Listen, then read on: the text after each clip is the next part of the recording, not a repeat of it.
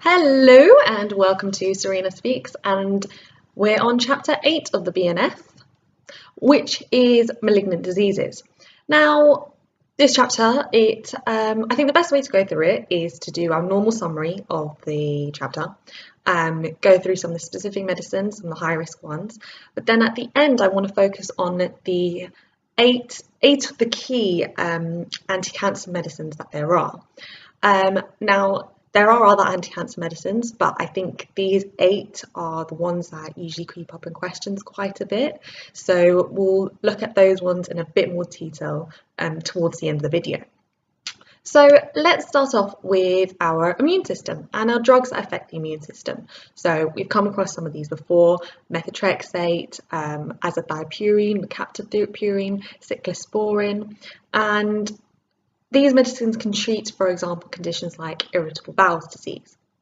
Now, something like azathioprine, it's an antiproliferative immunosuppressant, and it gets metabolized to mercaptopurine. Now, before a person is given azathioprine, they're usually screened beforehand for their levels of TPMT. And the reason behind this is because if they lack TPMT enzyme levels, or they have absent TPMT enzyme levels, then they're at increased risk of very severe side effects, so they're unsuitable for azathioprine treatment. And, what's also worth mentioning is that with exam questions, they like to give you a scenario where a patient is on lots of different medicines, and you then need to know how introducing a new medicine will affect their existing medicines. So, for example, if you had patient A was taking allopurinol, and now they suddenly need to be treated with azathioprine therapy, how would that affect the dose of azathioprine that would be given? So they could say, would the azathioprine dose need to be increased? Would it need to be decreased? Would there be no changes? Or they might even like to throw you off completely and be like, okay, what about the allopurinol dose? Does that need to be increased or decreased, or nothing needs to be changed at all? In this situation, the answer would be that the azathioprine dose would need to be decreased, and it's usually a quarter of the dose that is given. And the reason for this is because when it's given with allopurinol, there's an increased risk of toxicity. What's also worth noting with our azathioprine, with our mercaptopurine, is it can cause bone marrow suppression, so we need to look out for any unexplained bruising, bleeding, infections like a sore throat, for example. So these immunosuppressants, the way that they work is they suppress rejection in transplants, and they help in the treatment of, say, chronic inflammation or even in autoimmune disorders and diseases. So an example of one of our immunosuppressant drugs is our corticosteroids. And our corticosteroids is one of our high-risk medicines, so we need to know a little bit more detail about it. So, for example, in terms of monitoring, we would need to monitor blood lipid levels, blood pressure, blood glucose levels, because remember, when a patient is on long-term corticosteroid therapy, they're at a higher risk of getting diabetes. So it's really important to monitor the blood glucose levels. We'd also need to give them regular eye examinations, because a patient on corticosteroids can get an increase of intraocular pressure, which then can lead to, for example, glaucoma.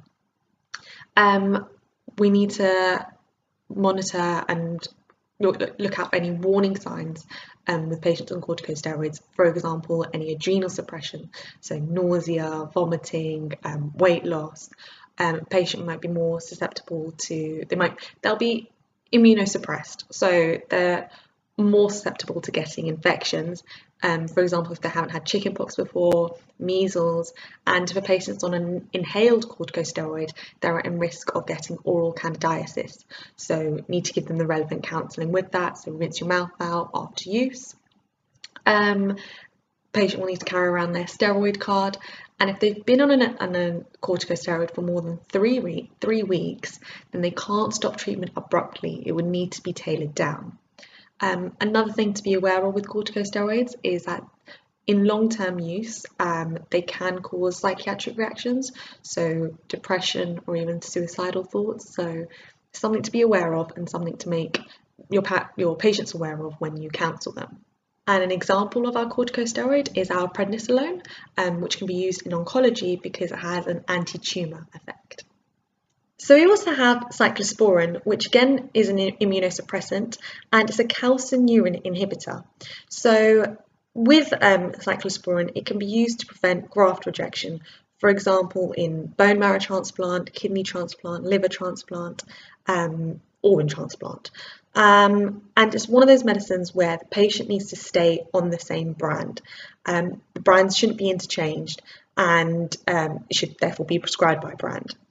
Some of the monitoring with cyclosporin, because it is a high-risk medicine, is, for example, a patient's liver function test, because it can cause hepatotoxicity, so look out for any signs of nausea, vomiting, jaundice.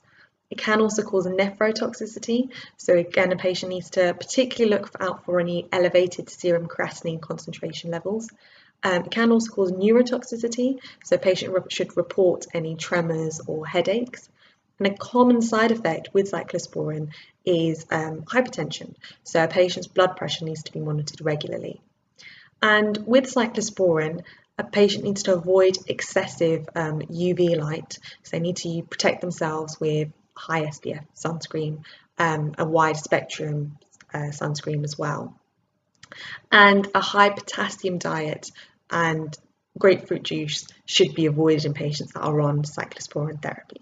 So we also have tacrolimus, which, similar to cyclosporin, is a calcineurin inhibitor, and it needs to be prescribed by brand. Patients shouldn't interchange on brand, they need to stay on the same one. And again, a patient needs to report any neurotoxic effects, any nephrotoxic effects, any hepatotoxic effects. And in particular with tacrolimus, it disturbs patients' blood glucose levels, so they need to watch out for any signs of hyperglycemia, so any excessive thirst, excessive urination, increased thirst, any signs of diabetes mellitus, and their fasting blood glucose would be monitored regularly, as well as their liver function test and their kidney function.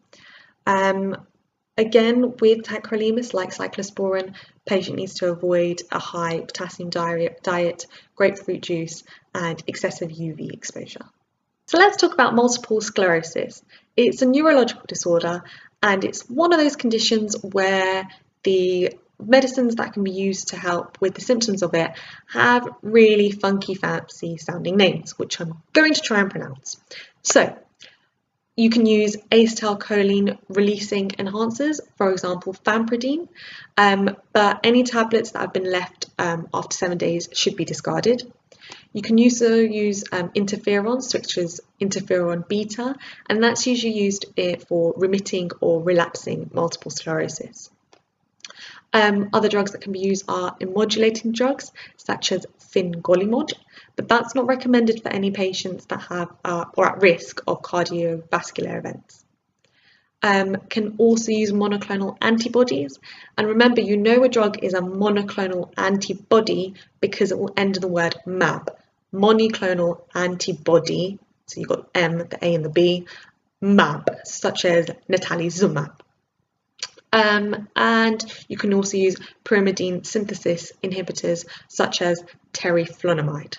Let's look at cytotoxic response to malignancy, or in other words, chemotherapy. Now, chemotherapy, it's cytotoxic, but it is also teratogenic as well, which is important to keep in mind. And the two main definitions that you need to know are neoadjuvant and adjuvant therapy. So neoadjuvant is the initial chemotherapy that is given to shrink down that tumour so that local therapy is less destructive and more effective.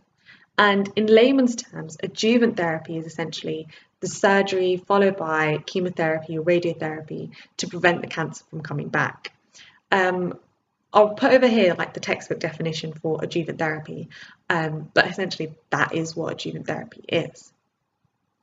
Now, in terms of side effects with cytotoxic drugs, these can occur days or even weeks after administration.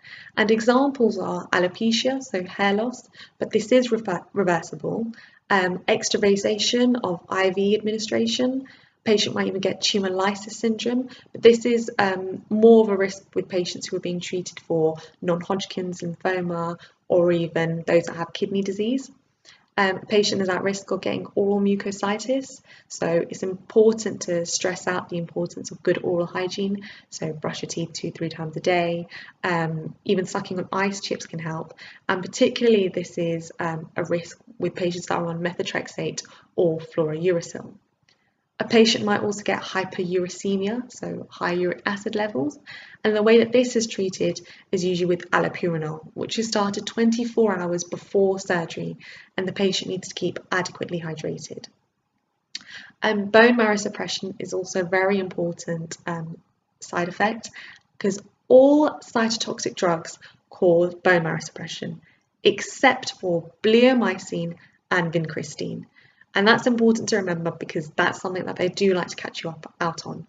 So all cytotoxics cause bone marrow suppression except for bleomycin and vincristine. So as we mentioned, these cytotoxic drugs, they are teratogenic, so they need to be avoided in patients, particularly in their first trimester needs to be avoided. And in men, it can cause male sterility, so it might be worth storing sperm.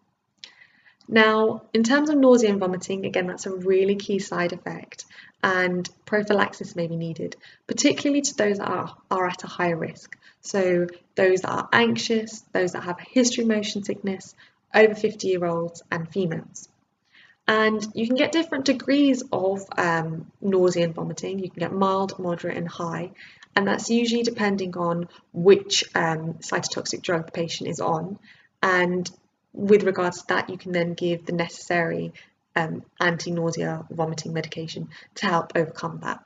So for example, if a person has mild symptoms, so this could be caused by fluorouracil or methotrexate, then you may give, for example, dexamethasone or even lorazepam. Drugs that would cause moderate symptoms, moderate nausea and vomiting symptoms are, for example, high levels of methotrexate or even doxorubicin, and those that can cause high nausea and vomiting are, for example, cisplatin, and this could be overcome by using a 5-HT3 antagonist such as ondansetron or again dexamethasone. Metoclopramide can be used to treat delayed chemo-induced nausea and vomiting. So that delayed bit is really key. If they ask that in a question, which of these cause delayed chemotherapy-induced nausea and vomiting, as opposed to just chemotherapy-induced nausea and vomiting, the answer will be metoclopramide. Now if we move on to the treatment for these cytotoxic-induced side effects. So as we mentioned, these cytotoxic can cause really horrible side effects, so we need to give the patient some medicines to try and overcome these. So for example, chemotherapy-induced myelosuppression or mucositosis, even methotrexate I think can cause mucositosis. You would give the patient folinic acid to try and overcome this. With patients that are taking an anthracycline, such as doxorubicin in particular, that can cause cardiotoxic effects. So you'd want to give an iron chelate, such as dexaroxane, hopefully I'm saying that right, again to overcome this. And it's worth noting that anthracyclines aren't recommended to be simultaneously given with radiotherapy because of an increased risk of toxicity. Also with you can get urethral toxicity with something like cyclophosphamide. So the medication that you would use to overcome this would be something like Mesna. Now, moving on from that to Vinca alkaloids. So Vinca alkaloids, examples of them are vincristine, vinblastine. So vincristine is one of the ones that I'll talk about later on towards the end of the video. But just in general about Vinca alkaloids, they can only be given IV. So Vinca V IV only. If they're given intrathecally, it can cause severe neurotoxicity. So IV, IV, IV, IV, IV only for vincristine. And I can't stress that out enough. IV only. Now in hormone responsive malignancy, this can be used for breast cancer, prostate cancer, endometrial cancer. If it's endometrial cancer, then a progesterone can be used, such as medroxyprogesterone. If it's breast cancer in postmenopausal women, then you can use an estrogen, such as ethinyl estradiol. Now also with breast cancer, you can use hormone antagonists, such as aromatase inhibitors, which are letrozole or anastrozole. And if an early breast cancer is detected, then you would want to first and foremost consider adjuvant therapy. So this might be cytotoxic chemotherapy plus a hormone antagonist, followed by surgical removal of the solid tumour. Now I mentioned these aromatase inhibitors, so the way that they work is they stop the conversion, or they block the conversion of androgen to estrogen, and these are what is used in the adjuvant therapy. Now, if this doesn't work, so the letrozole or anastrozole, for example, then you might consider tamoxifen. And these adjuvant therapies can continue for 5 years after treatment. So you might have a patient that's on tamoxifen 5 years, and then for a further 2 or 3 years, they might be on letrozole for extended adjuvant therapy if that's necessary for the patient. So if the patient has a steroid hormone receptor positive breast cancer, so if it's positive breast cancer, you would give a hormone antagonist therapy. Whereas if it's a steroid hormone receptor negative breast cancer, you would give cytotoxic chemotherapy. And to summarise, in advanced breast cancer for postmenopausal women, first and foremost, you can use your aromatase inhibitors, so anastrozole or letrozole. If that doesn't work, then we can use tamoxifen. And if that doesn't work, we can use a progesterone, such as medroxyprogesterone. You also have something called goserelin, and this can be used in peri and pre-menopausal women. And you have something called trastuzumab, and this can be used in the treatment of HER2-positive breast cancer. And in the cytotoxic drugs that can be used in breast cancer are, for example, an anthracycline, such as doxorubicin, plus fluorouracil, plus sometimes cyclophosphamide, plus methotrexate. So in metastatic disease, initial therapy that can be used is an anthracycline, and this can be used in combination with another cytotoxic drug. You might also give a bisphosphonate as well with patients with metastatic breast cancer, because this will help reduce pain and prevent any skeletal complications in bone metastases. Now the rest of this chapter talks about gonadrolin analogues, I hope I'm saying that right, gonadrolin analogues, anti-androgens, and even examples of immunotherapy responsive malignancy drugs.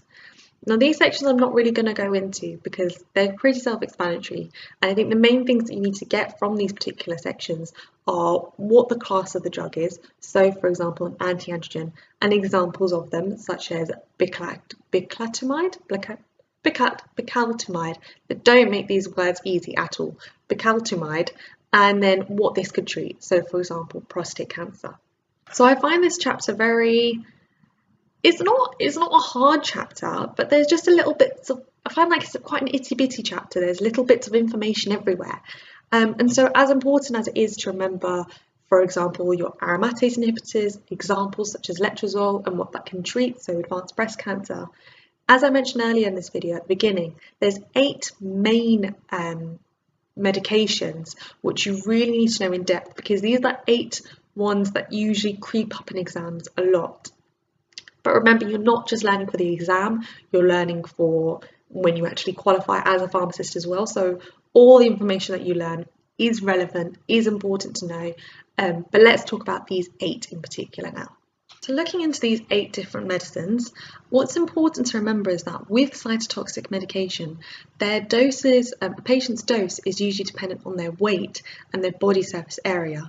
And a lot of the time when they're on these medicines, they will lose weight. So don't be surprised that from one regimen to another, their doses will change depending on their weight. So that's something to keep in mind. So now with these 8 medicines, the best way that I think to know it is know what the medicine is, know what the indications are, and try and remember as many of the side effects as you can. Now, with some of them, the side effects are easier to remember than others. With some of them, it's just a case of just trying to get it into your brain and remember it as much as you can. So let's start off with bleomycin. Now, bleomycin, it can be used for non-Hodgkin's lymphoma, and the side effects, I think the easiest way to remember them are B for bleomycin, B for breathing.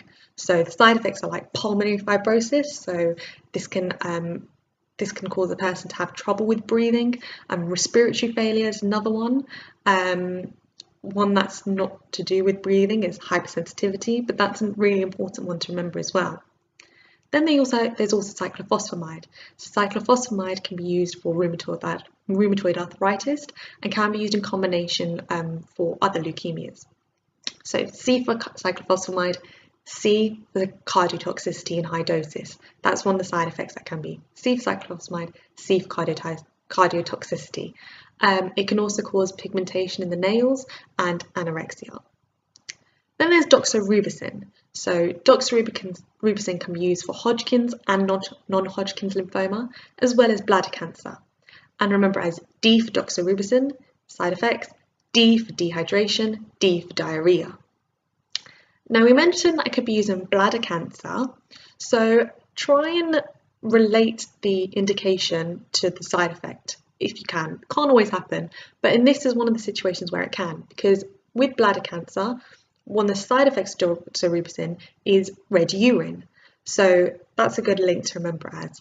And as we mentioned before with doxorubicin, it can also cause cardiotoxicity and cardiomyopathy.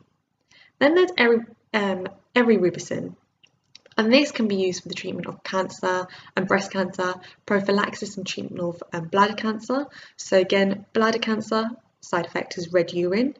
It can also cause bone marrow suppression, so that's a really key one to remember, as well as cardiotoxicity. So remember, doxorubicin, erirubicin, these are our anthracyclines, cardiotoxicity. There's also irinotecan, and irinotecan can be used in colorectal cancer in combination with fluorouracil and folinic acid. And these side effects are just some that you just have to remember. So alopecia, anorexia, and a really key one with irinotecan is tumor lysis syndrome. There's also paclitaxel, and that can be used in ovarian cancer in combination with cisplatin, as well as breast cancer. And side effects with these are arrhythmias, GI, tachycardia. And there's also vincristine. So as I mentioned, vincristine is a Vinca alkaloid. It can be used in leukemias, solid tumours, and one of the key side effects with it is neurotoxicity. And with vincristine, remember, it cannot be given intrathecally, it can only be given IV. And last but not least is our methotrexate. So methotrexate can be used for a range of indications, including Crohn's disease, rheumatoid arthritis, and we know one of the key side effects with methotrexate is bone marrow suppression. So a patient needs to report any unexplained bleeding, bruising, sore throat, mouth ulcers, because methotrexate can cause oral mucositis. So it's really important to stress out the importance of good oral hygiene with methotrexate. Some of these side effects that are associated with it are cirrhosis, fibrosis, again anorexia, and methotrexate can be given intrathecally, so that's good to know as well. If it's given orally, we know that with methotrexate it needs to be given on the same day, once a week only, at the same time, and because it's a folate antagonist, folic acid is usually also given, but folic acid would be given on a different day to the methotrexate. And of course, questions love to ask you about patients buying something over the counter and then you find out that they're on a particular medicine. So if a patient comes to you, they say they want to buy some ibuprofen, but they're on methotrexate, you say no, because NSAIDs and aspirins interact with methotrexate, so a patient should be taking both of them. And with methotrexate, you might monitor their full blood count and even their renal function as well. So that's the malignant disease section. It's one of the shorter topics, I think, compared to some of the other chapters. Still very important chapter to know though. But like I said, with this chapter, the key things are knowing what the medicine is, knowing the indication, and knowing the side effects associated with it, and really knowing those 8 particular medicines that I talked about, because those are the key ones that they do like to ask. Now, that doesn't mean that examiners are going to change their minds this year and decide to ask something completely different and completely random, which is nothing to do with any of those 8, which would just be really mean. But this is a good base for you to then develop your knowledge on. So hopefully you found that useful. If you did, please give it a thumbs up, give it a like, subscribe, share, tell all your friends about it, visit our Facebook page, and until next time, happy revisings.